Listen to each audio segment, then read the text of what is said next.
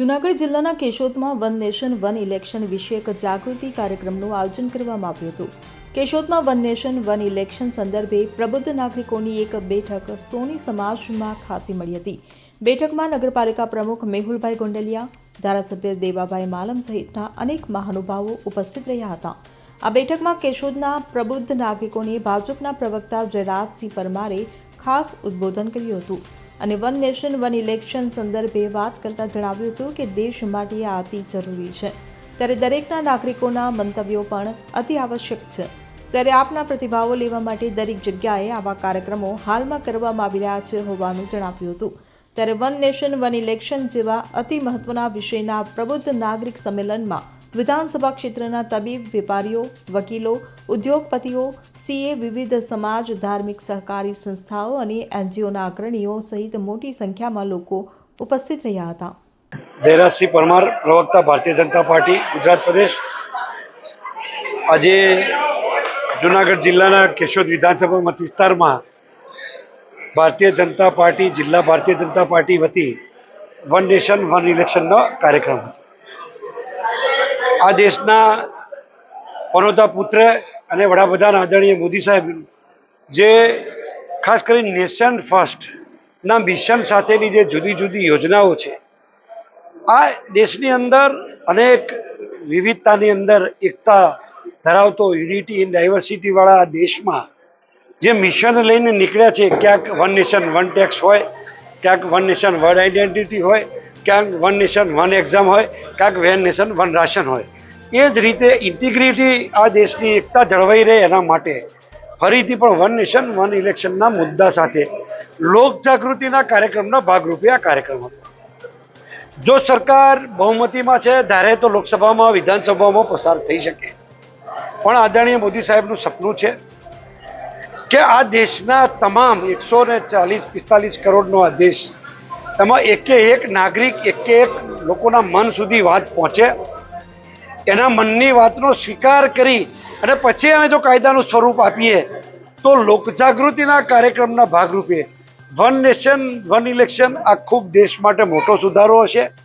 અને એના કારણે જે દેશની અંદર વારંવાર આચારસંહિતા લાગે, ખૂબ ખર્ચા થાય, સામાજિક તાણાવાણા, પછી સોશિયલ ફેબ્રિક, બીજા એવા અનેક કિસ્સાઓ છે જેના કારણે આ રાષ્ટ્રને ફાયદો થવાનો છે। એટલા માટે આ વન નેશન વન ઇલેક્શનનો આ કાર્યક્રમ હતો। ખૂબ મોટી સંખ્યામાં બધા ઉપસ્થિત હતા। જિલ્લા અધ્યક્ષ શ્રી ચંદુભાઈ પણ હતા, ધારાસભ્ય દેવાભાઈ પણ હતા અને બધા સૌ વરિષ્ઠ આગેવાનો સાથે ખૂબ મોટી સંખ્યામાં વરિષ્ઠ નાગરિકો, પત્રકારો સહિત બધા ઉપસ્થિત હતા અને એમની નિશ્રામાં આ કાર્યક્રમ સંપન્ન થયો। વિરોધ પક્ષનો એક મુદ્દો છે કે ભાઈ વન નેશન વન ઇલેક્શન છે, એમાં એક જે પ્રવાહ હોય છે એ મતદારોનો પ્રવાહ એક તરફ તણાઈ જશે કોઈ પણ પક્ષ તરફ, એ બાબતે શું કહેશો? મતદારોનો પ્રવાહ તણાઈ જવાની બીક હોય તો એમને પ્રવાહ ઊભો કરવો પડે। કોઈ પણ રાજકીય પક્ષે સરવાળે તો જનતાની અદાલતમાં જવાનું છે। પસંદગીની મોહર અથવા તો બટન અથવા તો સિક્કો જનતા જ મારવાની છે। 145 કરોડના હૃદય અને મન સુધી પહોંચવા માટે જે પક્ષોએ જે કરવું પડે એ કરવાનું છે। એમાં લહેર તો એમને લહેર ઊભી કરવી પડશે। લહેર ઊભી કરવા માટે લોકોની વચ્ચે જવું પડશે, મહેનત કરવી પડશે, ગમતા કાર્યક્રમો આપવા પડશે, સારું સુશાસન આપવું પડશે, તો લહેર ઊભી થશે। કોકની લહેર ઉપર તમારે સવાર થવું હોય તો એ જમાનો હવે ગયો છે। વન નેશન વન ઇલેક્શનમાં શિક્ષણ સ્તર સુધરશે? જો વન નેશન વન ઇલેક્શનથી શિક્ષણના સાથે બહુ સીધો સંબંધ એટલા માટે નથી કે આ દેશની અંદર અનેક મુદ્દાઓ છે। શિક્ષણ અને આરોગ્ય આ બંને સર્વિસ સેક્ટર છે। દેશમાં રેવન્યુ જનરેટર જુદું હોય અને સર્વિસ સેક્ટર જુદા હોય છે।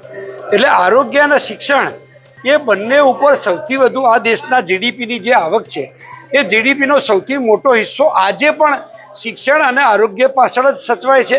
એટલે શિક્ષણ એ મૂળભૂત સ્ટેચ્યુટરી રાઇટ છે એમ માની અને બેઝિક રાઇટ છે એમ માનીને જ સરકાર વર્તે છે। એટલે શિક્ષણ માટે તો જે કરવાનું છે એ કરવાનું છે। સરસ રિસ્પોન્સ મળે છે। હું અહીંની વાત કરું તો કેટલા બધા પ્રશ્નો લોકોના મનમાં હતા, કેટલા બધા જુદા જુદા અલગ અલગ પ્રશ્નો જે ખરેખર કાયદા પંચમાં, લો કમિશનમાં કે વિધિ આયોગમાં ઘણીવાર ન વિચારમાં એવા પ્રશ્નો લોકોથી આવે, કારણ કે લોકોના તો મન તુંડે તુંડે મતીર બીના જેવી આ કેસ છે। અને આખા રાજ્યમાંથી હવે ઘણા બધા જગ્યાએ ગયા છીએ અહીંયા પણ ખૂબ મોટી સંખ્યામાં ખૂબ પ્રબુદ્ધ નાગરિકો હતા. આટલા બધા પ્રશ્નો અમારા એક બે જગ્યાએ ઓછા હતા, બરાબર, એમ અહીંયા પ્રશ્નો પણ વધુ આવ્યા, પણ એના જવાબ આપીએ સંતોષકારક તો એ દિશામાં આવ્યું. વિસાવદર છે ડાર્વિનવાદનો મુદ્દો હોઈ શકે. જો આમાં વિસાવદર જે છે એ તો પેટા ચૂંટણી હતી, પણ એક વાત આપને કહું, લખી રાખજો તાંબાના પતરા ઉપર, દિવાલ પર, કાં તો ટેટુ ચિત્રાઈ દો, જે કરવું એ. વિસાવદર અમે આવતી વખત જીતી. અનિરુદ્ધ બાબરિયા સાથે CN24 ન્યૂઝ, કેશોદ. હવે જુઓ દેશ દુનિયાની તમામ ખબરો તમારી આંગળીના ટેરવે. ઉઠાવો મોબાઈલ અને ગૂગલ પ્લે સ્ટોર પરથી ડાઉનલોડ કરો અમારી CN24 ન્યૂઝ મોબાઈલ એપ.